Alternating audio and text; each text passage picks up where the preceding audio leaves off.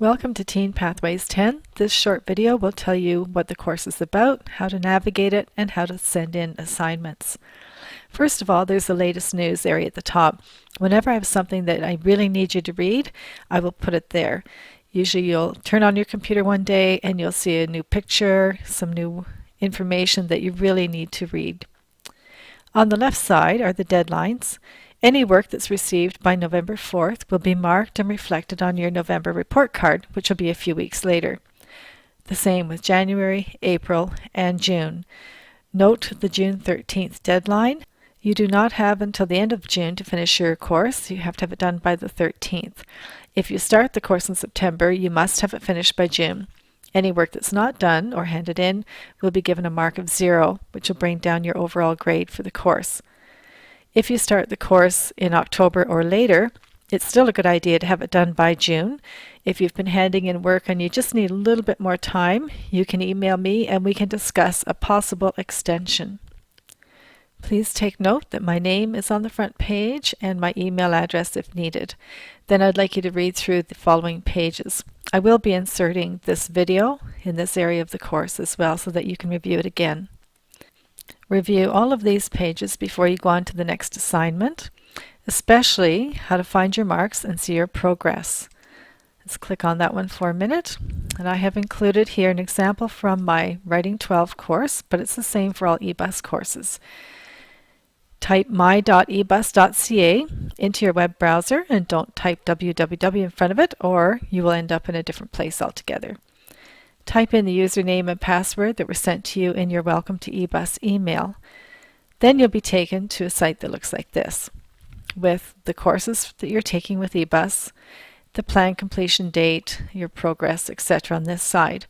This area is called the dashboard. So if I talk about your dashboard, your eBus dashboard, this is what I'm referring to. The planned completion date can be changed by you. The date that's in there is set by the program, so you can click on the calendar and change it to whatever date you hope to have the course finished by. You can change that as often as you want.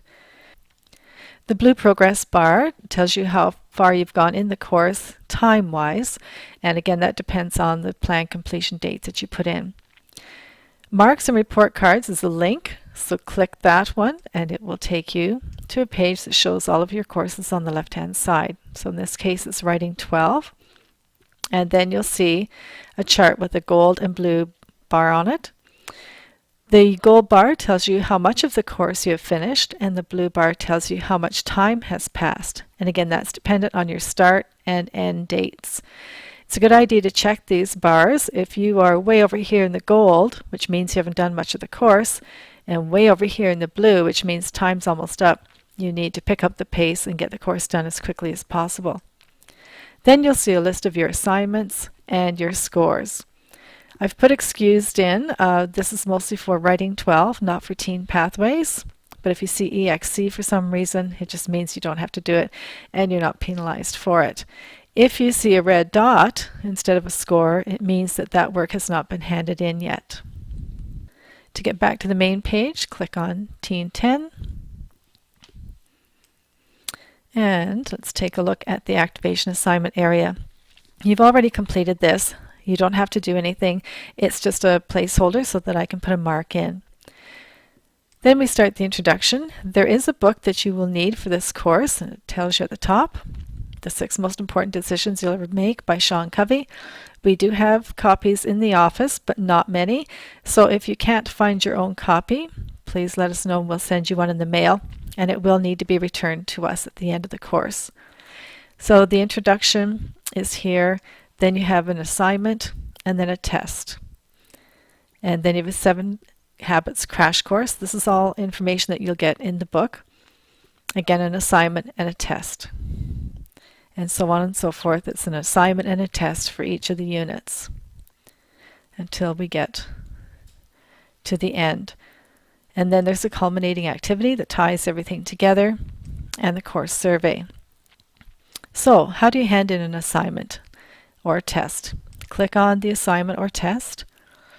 And when you click on the link that's there, it'll take you to a Word document that you'll need to fill in.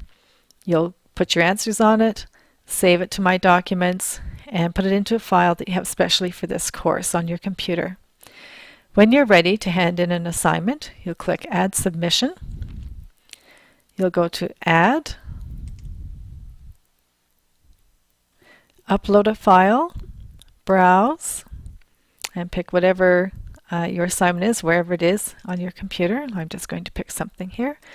Upload this file. You'll see it sitting there. Save changes, and then there's one more critical step. It then takes you back to the assignment. You have your work there ready to go, but notice that the submission status says it's in draft form. It's not submitted yet. It won't be submitted to me until you submit assignment. Right now, you can click on Edit My Submission, and you can open up your work and finish working on it if it's not done yet or you want to make some changes. But when you're ready to submit it to me for marking, you must click on Submit Assignment. If you don't do that, it doesn't come to my marking bin, and I don't know that it's there waiting to be marked. Okay, we're back to the front page again. I showed you how to find your grades, your marks, on your dashboard, which is the accurate mark that you want to look at. But you can also find it in Moodle. The area where we create our course, the site that we use, is called Moodle. So if I tell you to go to Moodle or to your Moodle grades, under Settings, you'll see Grades. When you click on that, it'll take you to your personal grade list. And right now I don't have any assignments finished, but if I did, the marks would show up here.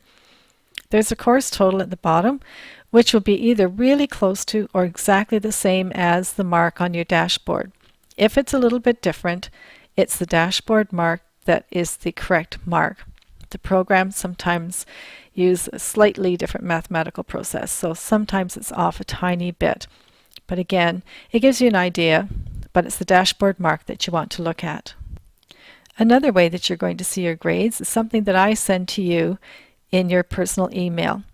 It's called a Student Progress Report. I'll be sending this to you and to your parents' personal email addresses. Please notice that it says Nechako Valley Secondary School. That's a local high school, and we share this program, so you can ignore that part.